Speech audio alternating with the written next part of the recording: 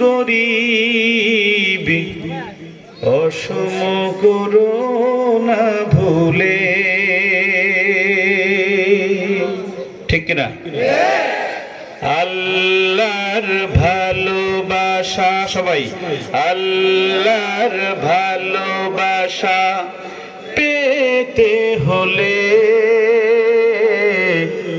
মানুষকে ভালোবাসো প্রাণটা খুলে। বলেন।